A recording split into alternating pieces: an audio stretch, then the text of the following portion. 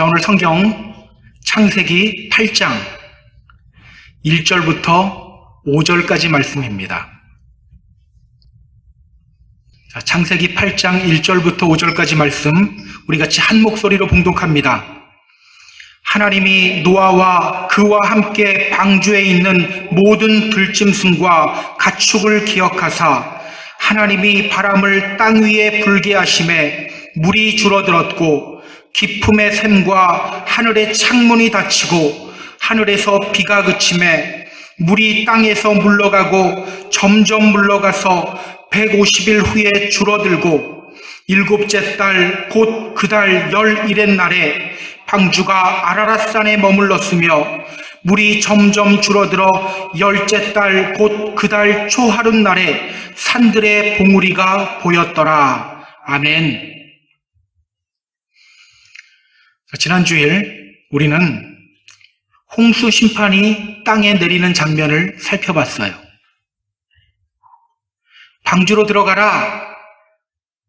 이 하나님 명령 따라서 노아는 가족들을 데리고 방주로 들어갔습니다. 또 하나님의 명령대로 정결한 짐승 7쌍, 부정한 짐승 2쌍씩을 데리고 방주로 들어갔어요. 그런데 우리가 확인했던 것이 있죠. 노아와 노아의 가족들이 직접 방주 안으로 들어갔나요? 성경은 말해요. 여호와께서 그를 들여보내시고 문을 닫으시니라. 문도 주님이 닫아줬대요.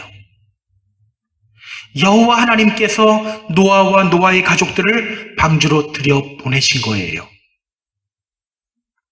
동물들은 또 어떻게 방주 안으로 들어갔죠? 노아가 이 동물 잡느라고 힘들었죠? 아니에요. 성경은 말합니다. 하나님이 노아에게 명하신 대로 암수 둘씩 노아에게 나와 방주로 들어갔으며 누가 하셨어요? 하나님이 하셨어요. 노아는 단지 하나님의 명령에 순종의 걸음만 떼었을 뿐인데 나머지는 하나님이 하셔요. 이것이 바로 순종의 힘이죠. 그냥 순종의 발걸음만 떼었을 뿐인데 하나님이 일하셔요. 하나님이 이렇게 일하시는 이유가 뭐죠? 하나님이 원하시는 것은요, 우리가 얼마나 일을 많이 하느냐, 일을 잘하느냐, 이거 보지 않아요. 우리가 아무리 잘해도 하나님 볼 때는요, 이게 영 아닌들이에요. 우리 아이가 빨래 갠다고 도와주고 나면 구겨놓잖아요. 그거랑 똑같아요. 우리 하나님이 보시는 것은요, 우리의 중심, 우리의 믿음을 보기를 원하셔요. 그렇기 때문에 우리가 믿음의 순종으로 발걸음을 떼는 순간 하나님이 역사하기 시작하는 거예요. 자, 노아와 그의 가족들을 방주로 들여보내신 후 하나님은 홍수 심판을 땅에 내립니다. 성경은 그때의 장면을 이렇게 묘사해요. 그날에 큰 기품의 샘들이 터지며 하늘의 창문들이 열려 40주야를 비가 땅에 쏟아졌더라. 물이 불어서 15규빗이나 오르니 산들이 잠긴지라. 여러분, 이 장면 어떤 그림이라고 했어요? 비가 많이 와서 홍수가 난 그림이라고 했나요? 아니에요. 창조 질서가 무너지는 그림이라고 했어요. 자, 이 세상을 창조하실 때 하나님이 물을 아래 물과 위의 물로 나누셨죠. 지금 하늘의 창문들이 열려서 그 위에 있는 물이 다 쏟아져 내리는 거예요. 그래서 비가 아니에요. 물폭탄이에요. 또 하나님이 창조하실 때 어떻게 창조하셨나요? 물을 한 곳으로 모이고 땅을 드러나게 하셨어요. 그렇게 하나님이 드러나게 한 땅이 또 아래로 솟아 내려가고 있는 거예요. 솟아 내려가는 게 아니라 아래로 그냥 내려가고 있는 그림이에요. 그래서 15규빗, 7m밖에 안 되잖아요. 이게 한 규빗이에요, 이게. 7m밖에 안 되는데 어떻게 해요? 산들이 다 잠겨버리잖아요. 땅이 밑으로 내려가는 창조 질서가 무너지는 그림이에요. 때문에 여러분, 이 노아 시대에 일어난 홍수는요, 비가 많이 온 사건, 이게 아니라 창조 질서가 깨진 사건이에요. 하나님께서 딱 잡고 계신 창조 질서가 하나님이 탁 놓자 그냥 무너져 버리는 거예요. 자, 이 홍수 심판의 결과가 어떻게 나타나죠?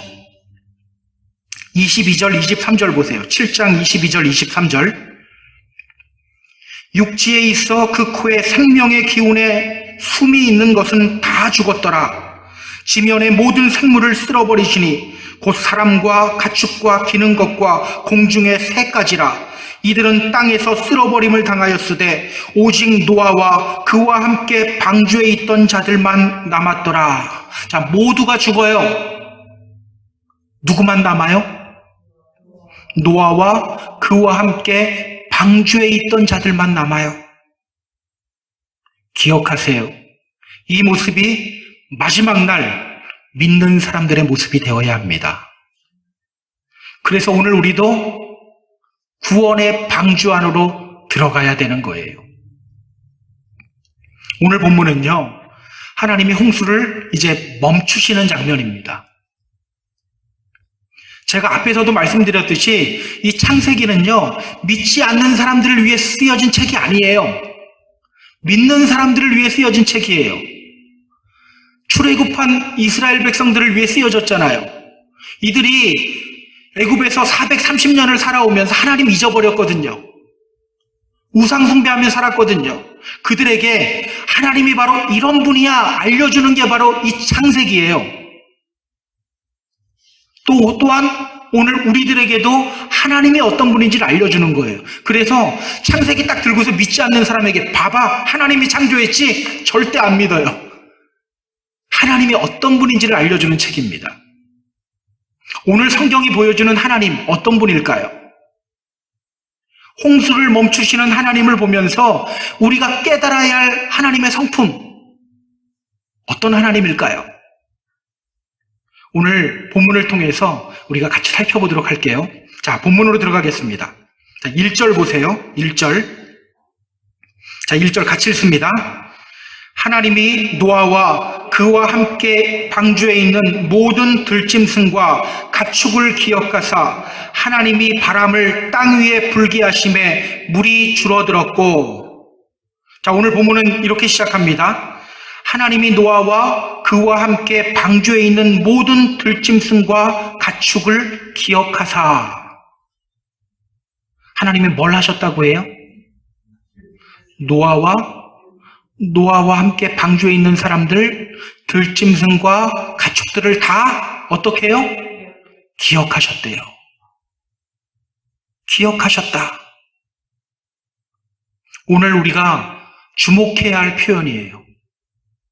제가 설교를 준비하면서 원래는 제가 8장을 다 나가려고 그랬거든요. 이 1절에서 멈춰서 더 이상 나갈 수가 없었어요. 그래서 5절로 끊었어요. 이 기억하사의 의미가 너무나도 크더라고요. 이 말이 무슨 뜻일까요? 하나님이 기억하셨다. 기억하셨다. 우리 한글말 성경이나 또 영어 성경은 보면 NIV나 킹제임스 버전이나 다 remember라는 표현을 쓰고 있거든요. 이걸로 표현이 안 돼요. 기억하셨다. 지금 노아를 포함한 그 방주 안에 있는 사람들이 방주 안에 얼마나 있죠? 지금 얼마나 오래 있는 상태죠?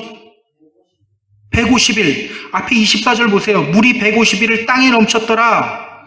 그러니까 150일 이상이겠죠? 들어가서 7일은 있었으니까. 그렇게 캄캄한 방주 안에서 지금 한 5개월 동안 생활해 오고 있는 거예요. 그리고 오늘 성경은 말합니다. 하나님이 노아와 그의 가족들, 그리고 방주에 있는 들짐승과 가축들을 다 기억하셨다. 하나님이 기억하셨다. 자, 기억하다. 우리는요, 보통 학습한 것이나 경험한 것들, 이게 딱 하고 머릿속에 딱 떠오를 때, 아, 이게 기억했다라고 표현하잖아요. 그런데 성경에서 말하는 기억하다는요, 그거가 조금 달라요. 기억하다, 히브리 성경으로 보면요, 자카르라는 단어예요. 자카르. 이 단어는요, 이런 뜻이에요. 마음에 품다. 또 기록해놓다. 이런 뜻도 있어요. 이름을 부르다. 그러니까 오늘 말씀, 하나님이 노아와 방주에 있는 사람들과 동물들을 기억하셨다. 이 말씀은요, 하나님이 방주 안에 있는 사람들, 동물들까지 다 그 하나님 마음에 품고 하나하나 이름을 부르셨다는 거예요. 자카르, 이 굉장히 중요한 단어입니다. 성경에 아주 많이 나오는 단어예요. 제가 설교를 준비하면서 이 단어가 성경에서 어떻게 쓰였는지를 한번 찾아봤어요. 찾다가 굉장히 놀라운 사실을 발견했어요. 여러분, 오늘 본문에서 자카르, 기억하는 주체가 누구입니까? 누가 기억하고 있어요? 하나님이 기억하고 있죠. 이렇게 하나님이 주어인 경우, 하나님이 자카르 하는 경우가 성경에 많이 나와요. 그런데요, 이렇게 하나님이 이 단어의 주어가 될 때, 그때마다요, 놀라운 일이 벌어져요. 정말 놀라운 일이 벌어져요. 하나님이 자카르 하는 순간 놀라운 하나님의 은혜가 펼쳐지고요. 하나님이 자카르 하는 순간 놀라운 구원의 역사가 펼쳐져요.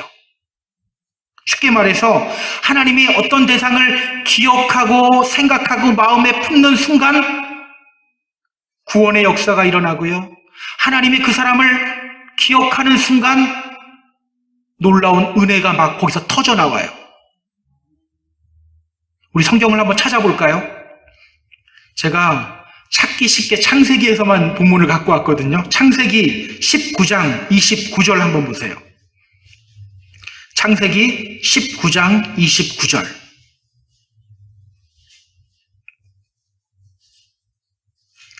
자, 우리 같이 읽어볼까요?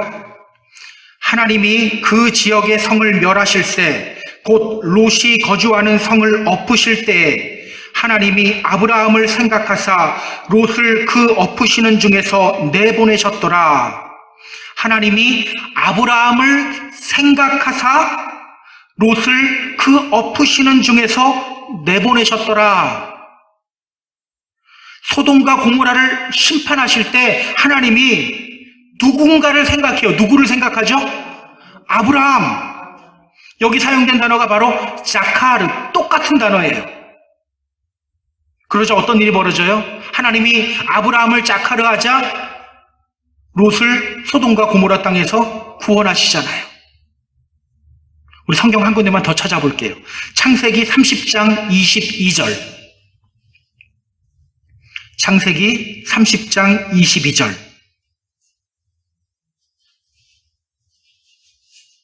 자, 우리 또 같이 읽습니다. 하나님이 라헬을 생각하신지라 하나님이 그의 소원을 들으시고 그의 태를 여셨으므로. 자, 이 장면은 어떤 장면이죠? 라헬이 이제 아기를 낳는 장면이에요. 결혼하고 오랫동안 자식 낳지 못했죠. 당시에 여자가 자식을 낳지 못한다는 것은요, 하나님으로부터 저주받은 상태임을 의미했어요. 자, 그런데 하나님이 어떻게 해요? 라헬을 생각하는지라. 기억했다, 똑같은 단어예요. 하나님이 똑같이 자카르 했어요. 그렇게 하나님이 라헬을 기억하자 어떤 일이 벌어져요? 자식을 낳지 못하던 저주받은 그녀의 삶이 한순간에 변해버려요.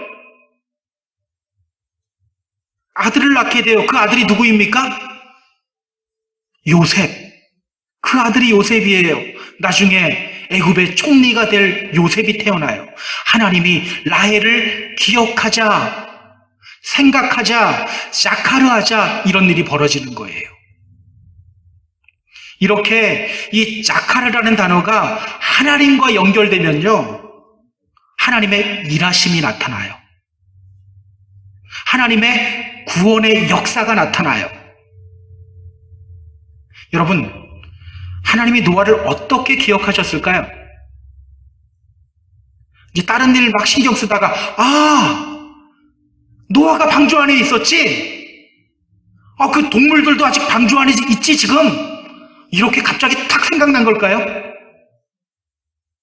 오늘 본문에 나온 시제를 우리가 좀 주목해 봐야 되거든요. 히브리 문법으로 보면요, sequential imperfect라는 시제가 사용돼요. 우리말로 하면 연속적 미완료형이에요. 말이 어렵죠? 연속적 미완료형. 이게 뭐를 의미하냐면요, 하나님은 계속해서 노아와 방주 안에 있는 사람들, 그 동물들을 계속해서 마음에 품고 있었다라는 거예요. 연속적 미완료형은 뭐냐? 그리고 그러한 하나님의 자카르, 하나님의 기억하심은 노아뿐만이 아니라 그 이후 오늘 우리들에게까지도 적용이 된다라는 의미예요. 기억하세요. 노아를 기억하신 하나님은요, 오늘 우리들도 똑같이 기억하고 계십니다. 우리들도 똑같이 자카르하고 계셔요. 우리를 기억하시면서 우리를 마음에 품고 우리의 이름을 부르시고 계셔요. 왜? 우리의 구원을 완성하시기 위해서, 우리를 구원하시기 위해서. 우리가 고통 속에 있는 그 순간에도 주님의 눈은 우리를 향합니다. 우리가 넘어진 순간에도, 또 죄악 가운데서 뒹굴고 있는 순간에도 우리 주님은 우리의 이름을 부르며 우리의 구원을 위해 일하시고 계셔요. 여러분, 너무 감동적이지 않나요? 이런 감동적인 부분을 이렇게 나누는데 얼굴 표정이 이러면 안 됩니다. 정말 감동받아야 돼요. 저는요, 오늘 우리를 기억하시는 이 하나님의 모습, 이 모습이 우리에게 큰 힘과 위로가 되었으면 좋겠어요. 혹시 이 시간 힘들고 지쳐있는 분 있나요? 기억하시는 하나님 묵상하면서 힘을 얻으시기 바랍니다. 고통 속에서 신음하고 있는 분 있나요? 기억하시는 하나님을 묵상하며 위로받으시기 바랍니다. 하나님과 멀어져 있는 분 있습니까? 기억하시는 하나님을 묵상하며 다시 일어서시기 바랍니다. 안타까운 것은요, 분리불안 장애를 가진 교인들이 굉장히 많다는 거예요. 분리불안이 뭐죠? 아이가 엄마와 떨어지면 굉장히 불안해하는 증상이거든요. 보통 이 증상이 1살 정도 아이들에게 많이 나타나고 시간이 지나면서 점점 사라져요. 그런데 시간이 지나도 이 증세를 앓는 아이들이 있어요. 엄마가 잠시만 외출하려고 해도 엄마를 잃어버린다고 생각해요. 그래서 엄마가 집 앞에 있는 마트에만 잠깐 갔다 오려고 해도 세상을 잃어버릴 것 같이 막 울어대요. 여러분, 이와 비슷한 교인들이 사실은 많아요. 자기 좋을 때는 할렐루야예요. 그런데 자기 뜻대로 되지 않을 때, 상처받을 때, 건강에 이상이 생길 때, 그때는 돌변해버려요. 하나님은 저를 사랑하지 않아요. 하나님이 저를 외면하고 있어요. 아무래도 하나님은 없는 것 같아요. 이러면서 자신을 향한 하나님의 사랑을 의심하기 시작해요. 그러다가 심해지면 어떻게 합니까? 그때 교회 문 박차고 나가는 거예요. 제가 아는 분들 중에도요, 기도 응답받지 않았다고 교회 떠난 사람들 많이 있어요. 여러분, 왜 이런 현상이 나타납니까? 기억하시는 하나님을 모르기 때문이에요. 맞아.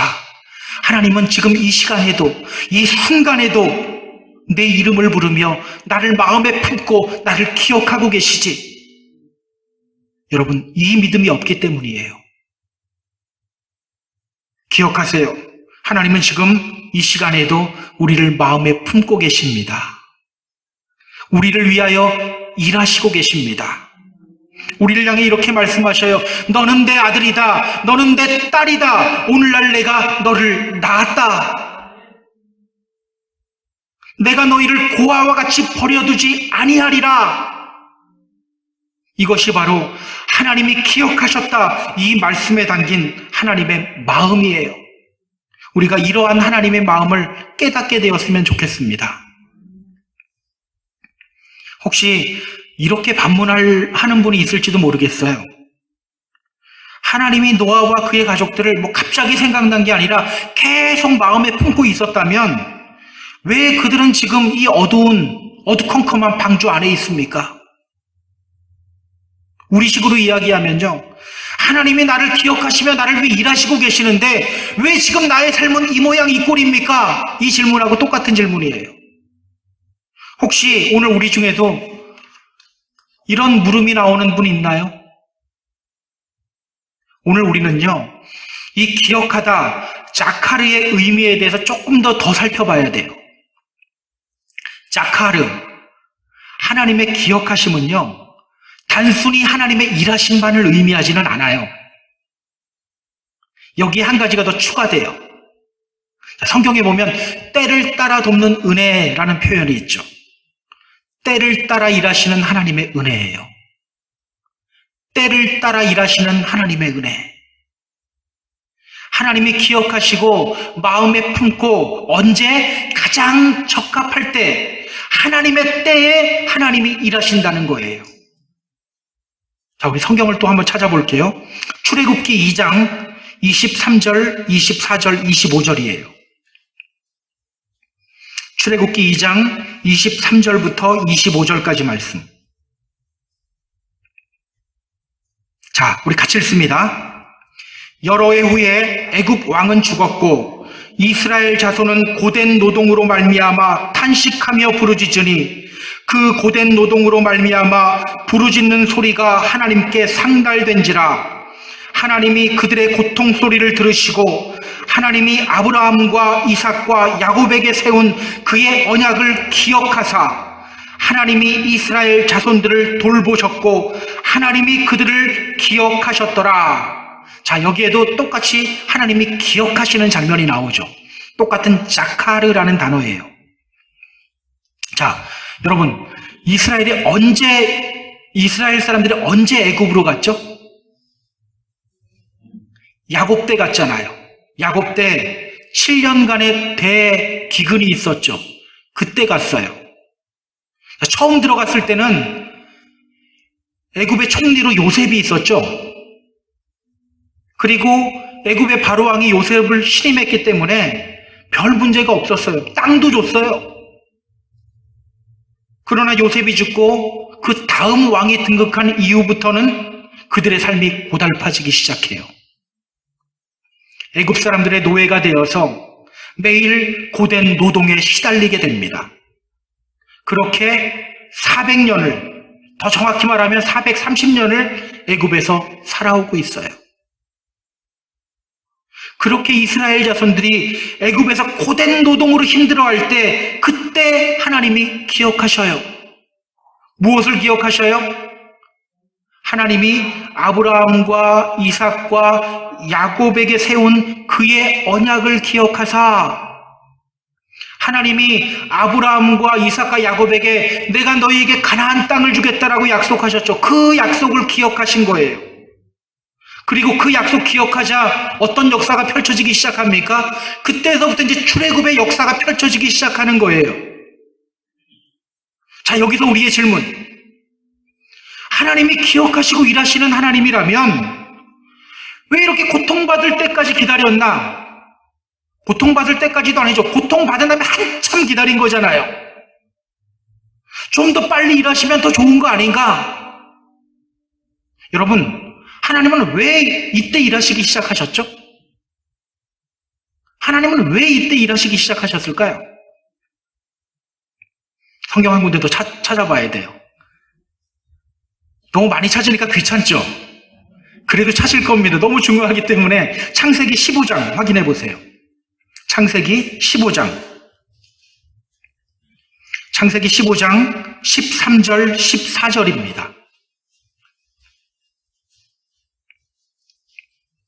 창세기 15장 13절 14절. 자, 같이 읽습니다.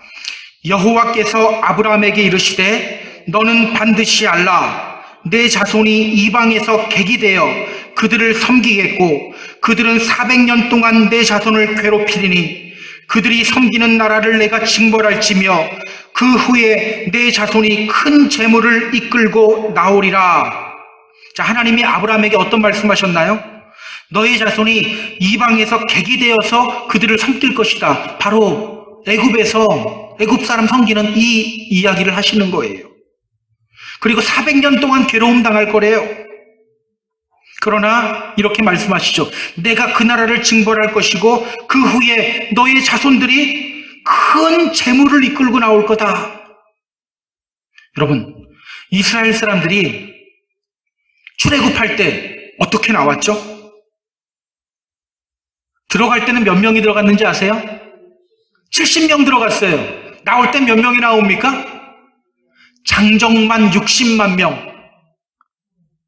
장정만 60만 명. 전체로 따지면 300만 명, 400만 명 되는 사람들이 그냥 나와요.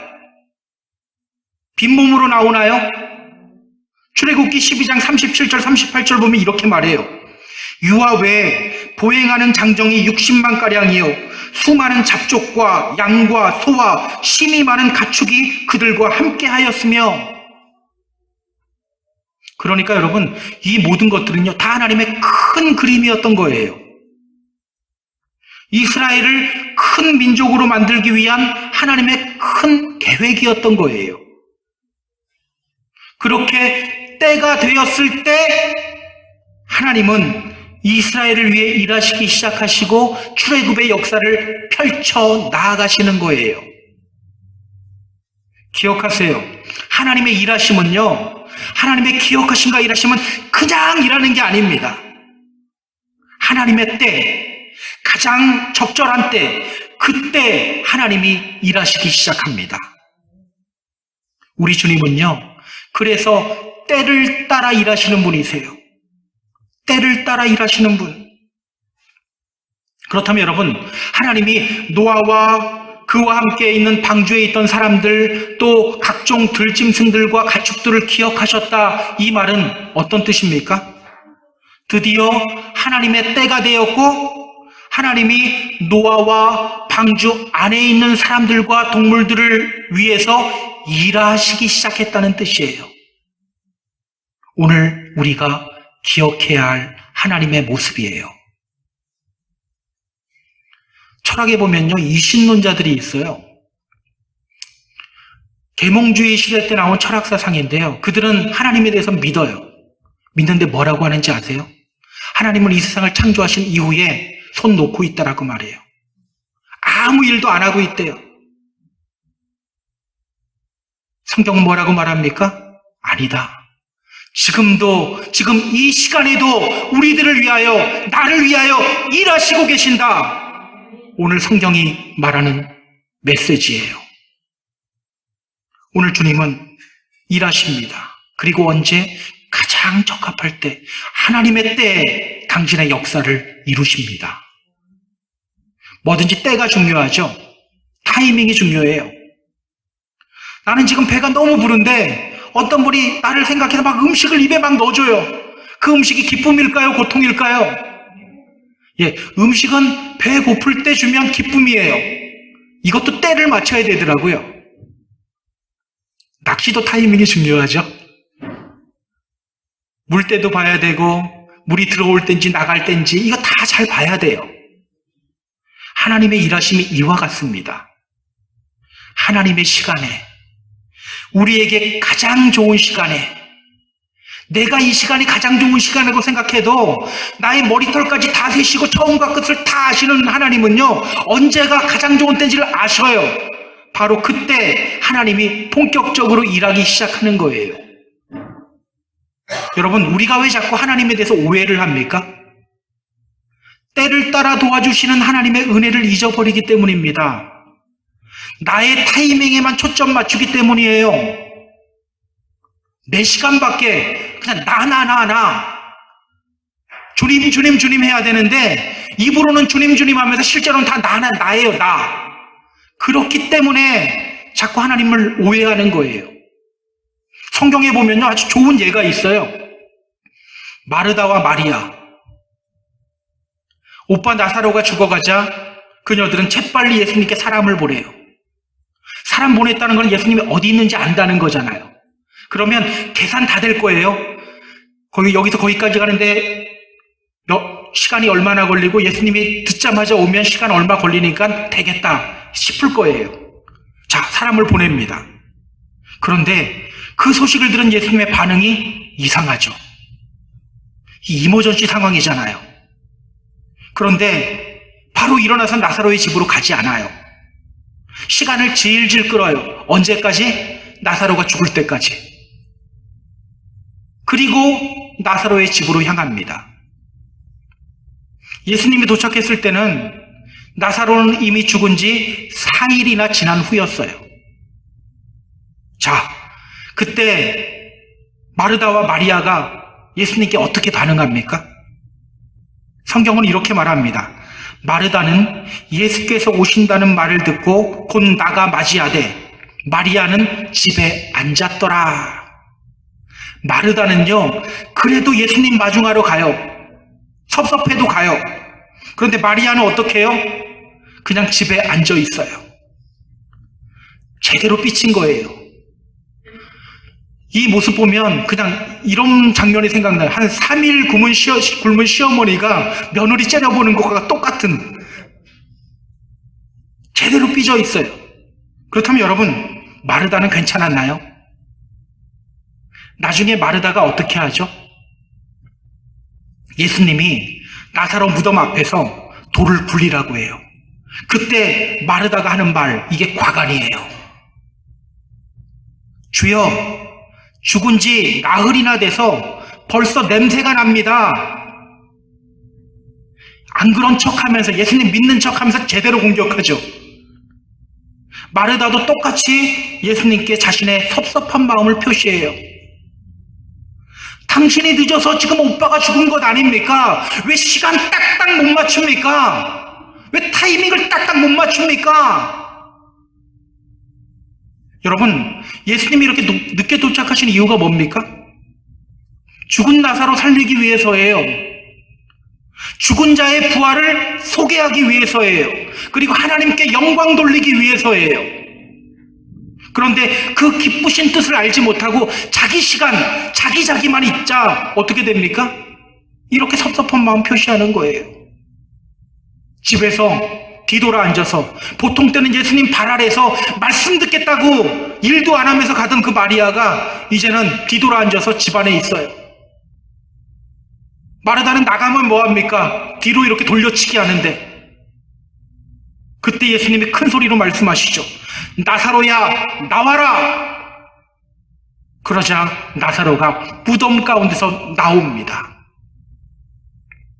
주님의 이름으로 부탁드립니다. 자꾸 나의 시간 보지 마세요.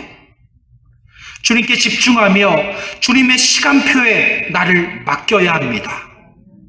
주님의 시간표에 나를 맡기는 훈련이 오늘 우리에게 필요해요.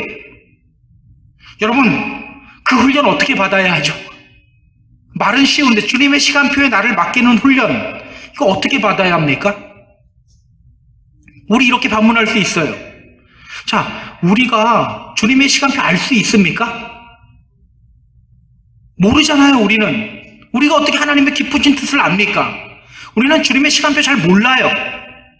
근데 어떻게 주님의 시간표에 나를 맡깁니까? 이게 어떻게 맡기죠? 성경에 답이 나와요. 출애굽한 이스라엘 사람들이 홍해 바다 앞에 섰을 때 그들은 진퇴양난에 빠져요. 앞에는 홍해 바다가 가로막혀져 있고 뒤에는 애굽의 군대들이 쫓아왔어요. 이때 그들이 이제 떠들어대기 시작하는 거예요. 애굽에 매장지가 없어서 우리를 이 광야로 이끌어냈느냐? 이 광야에서 우리 다 죽게 내버려 두느냐? 따라 나올 때는 좋다고 따라 나오고, 이 사람 마음이 이래요. 우리가 애굽에 있을 때 우리 그냥 애굽 사람 섬긴다고 하지 않았느냐? 그냥 내버려 두라고 하지 않았느냐? 왜 굳이 데리고 나와서 우리를 여기서 죽게 만드느냐? 막 떠들어대요. 자, 그때 모세가 뭐라고 하죠? 너희는 두려워하지 말고 가만히 서서 여호와께서 오늘 너희를 위하여 행하시는 구원을 보라. 너희는 두려워하지 말고 가만히 서서 여호와께서 오늘 너희를 위하여 행하시는 구원을 보라. 이 장면을 묵상할 때 시편 46편 기자는 이렇게 노래하잖아요. 주님께서 말씀하신다. 너희는 가만히 있어. 내가 하나님됨을 알지어다. 그렇다면 여러분, 주님의 시간표에 나를 맡기는 건 뭐예요? 가만히 있는 거예요. 가만히 있는 거예요. 이 가만히 있는 것의 의미에 대해서는 다음 주에 조금 더 살펴볼 거예요. 잠잠히 있는 거예요. 내가 일하는 것이 아닙니다. 내가 발버둥 친다고 해결되지 않아요. 주님이 일하신다는 것을 믿고 주님의 일하심을 묵상하면 되는 거예요. 입에서 나오는 불평과 불만의 소리 꾹 닫으면 되는 거예요. 그렇게 기다리는 것이 바로 주님의 시간표에 나를 맡기는 거죠. 우리 주님은요, 절대로 우리를 고아와 같이 내버려 두지 않습니다. 자, 그럼 우리 하나님이 어떻게 일하셨는지 우리 한번 확인해 보죠. 오늘 본문 1절 마지막 부분은 이렇게 말합니다. 하나님이 바람을 땅 위에 불게 하심에 물이 줄어들었고, 하나님이 바람을 땅 위에 불게 하심에 물이 줄어들었고. 자, 하나님이 뭐를 불게 해요? 바람. 자, 여기서 바람, 이게 루아흐라는 히브리어 단어거든요. 제가 창세기 앞부분에서도 이 단어를 설명했는데, 루아흐, 이게 무슨 뜻이냐면요, 하나님의 영이라는 뜻이에요. 영. 하나님이 세상을 창조하실 때 가장 먼저 한 게 뭐예요? 하나님의 영이 수면 위를 운행하시더라. 여기서 운행하다는 말, 라카프라는 뜻이라고 했죠. 새가 자기 새끼 위에 너풀거리는 것, 이게 라카프예요. 그러니까 하나님의 영이 혼돈과 공허와 흑암의 세상 위에 생명을 품고 운행한 거예요. 그리고 그 후에 외치죠. 빛이 있으라. 빛이 창조돼요. 그 다음에는 질서를 잡으시죠. 그 다음에는 공허의 공간에 창조물들을 채워 넣으셔요. 그래서 여러분, 이 홍수 심판을 결심하시면서 하나님이 이런 말씀하시잖아요. 나의 영이 영원히 사람과 함께하지 않겠다. 나의 영이 떠날 거다. 영이 떠나면 어떻게 돼요? 창조 질서가 무너지는 거예요. 그렇다면 여러분, 하나님이 바람을 불게 하셨다. 이게 무엇을 의미합니까?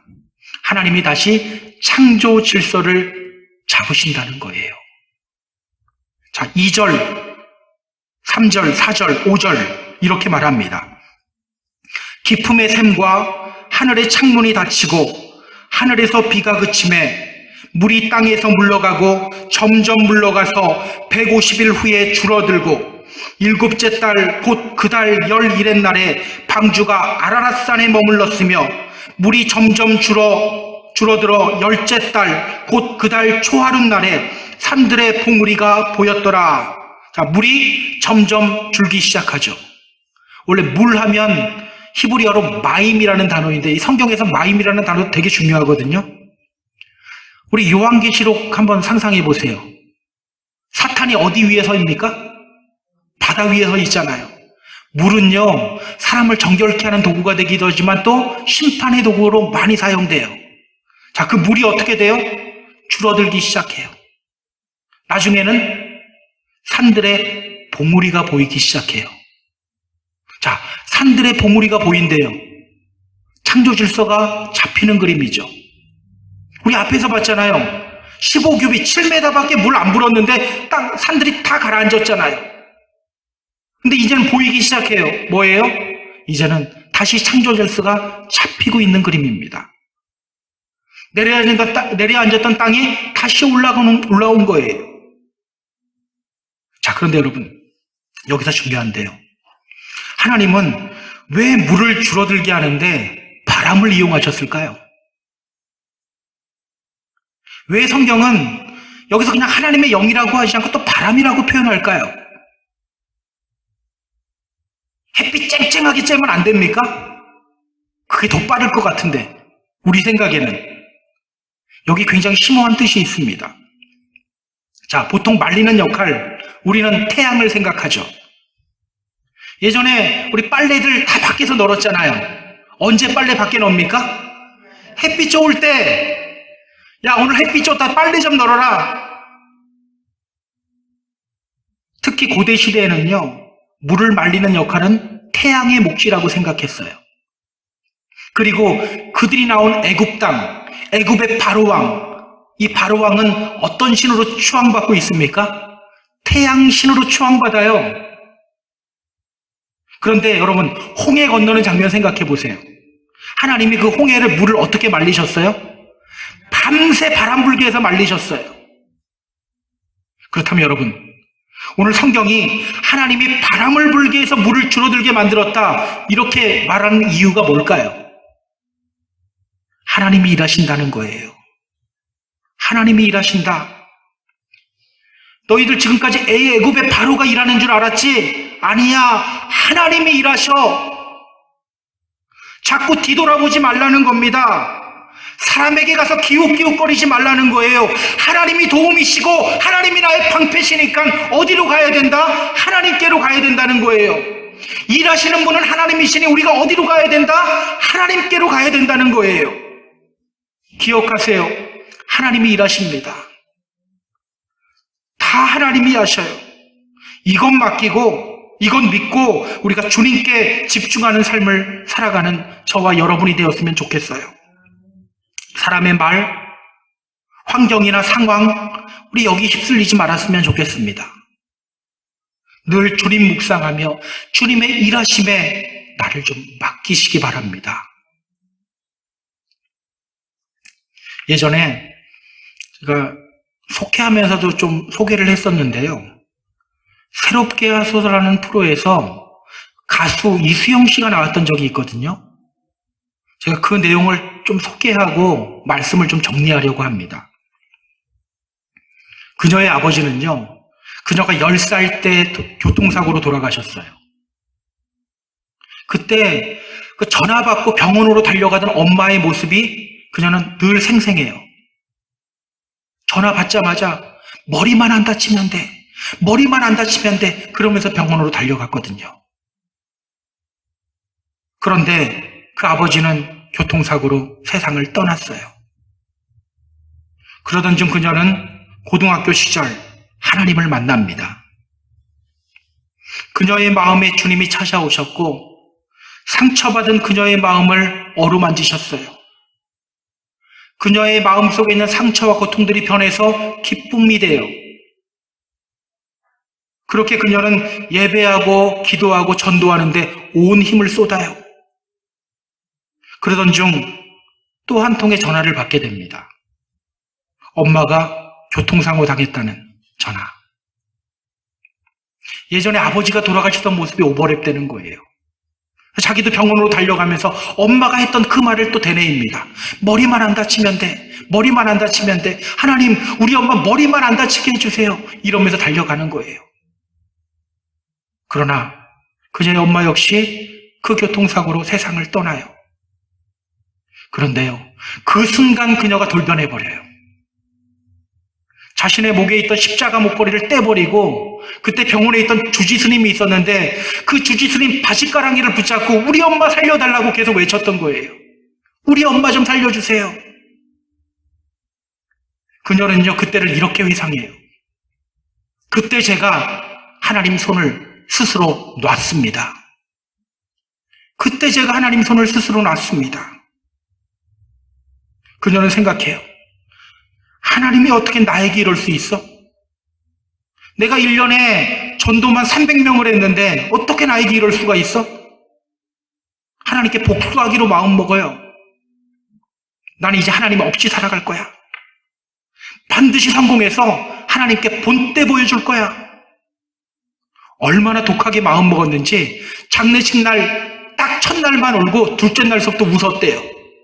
그렇게 독하게 마음먹은 거예요. 그리고 세상의 성공을 향해 달리기 시작해요. 그녀의 바람대로 그녀는 크게 성공한 가수가 됩니다. 그런데요, 하나님은 그런 그녀가 곁길로 가고 있을 때에도 그런 그녀를 놓지 않았어요. 그녀는 하나님 손을 놨다고 생각했는데 하나님은 붙잡고 있었던 거예요. 결국 그녀는 그러한 하나님의 마음을 깨닫게 됩니다. 그리고 다시 주님께로 돌아오게 돼요. 우리 사랑하는 펜사콜라 한인교회 성도 여러분, 하나님은요, 지금 이 시간에도 우리 한 사람 한 사람의 이름을 부르시고 계십니다. 우리가 낙심한 순간에도 우리 이름을 부르시며 우리를 위해 일하십니다. 그리고 가장 좋은 때, 하나님의 때에 당신의 역사를 이루십니다. 자, 이런 하나님을 믿으면서 주님의 일하심에 우리를 맡기는 저와 여러분이 되었으면 좋겠어요. 그렇게 하나님의 일하심을 경험하며 믿음이 더 견고해지는 저와 여러분이 되었으면 좋겠어요. 그렇게 이 복된 믿음의 길 포기하지 않고 끝까지 걸어가며 구원의 완성을 이루게 되는 저와 여러분 다 되기를 주님의 이름으로 축복합니다. 축복합니다.